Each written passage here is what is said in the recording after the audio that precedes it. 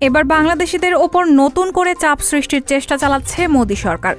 ভারতপুষ্ট স্বৈরাচার সরকার পতনের পর থেকে বাংলাদেশের সঙ্গে সম্পর্ক এখনও স্বাভাবিক করতে পারেনি নয়াদিল্লি। বন্ধ হয়নি সীমান্ত হত্যাও। এবার ভারত বিরোধী মন্তব্য করায় ভিসা বাতিল হলো বাংলাদেশি যুবকের। খবর ভারতীয় সংবাদ মাধ্যম হিন্দুস্তান টাইমসের। গতকাল সোমবার প্রকাশিত এক প্রতিবেদনে বলা হয়, ভারত বিরোধী মন্তব্য করায় ভিসা বাতিল করে এক বাংলাদেশিকে দেশে ফেরত পাঠিয়েছে দেশটির পররাষ্ট্র মন্ত্রণালয়। ভিসা বাতিল হওয়া ব্যক্তির নাম আলমগীর। তিনি লালমনিরহাটের বাসিন্দা।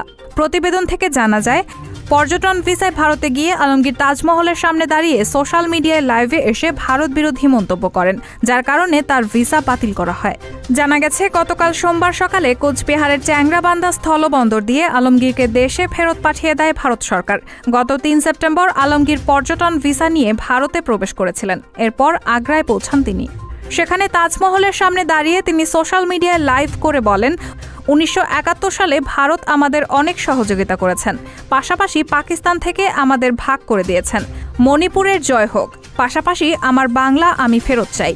এদিকে বাংলাদেশের অস্থিতিশীল পরিস্থিতিকে কারণ দেখিয়ে অনির্দিষ্টকালের জন্য ভারতীয় ভিসা আবেদন কেন্দ্র বন্ধ রাখছে দেশটি। রায়হানা মুন, সবার কথা।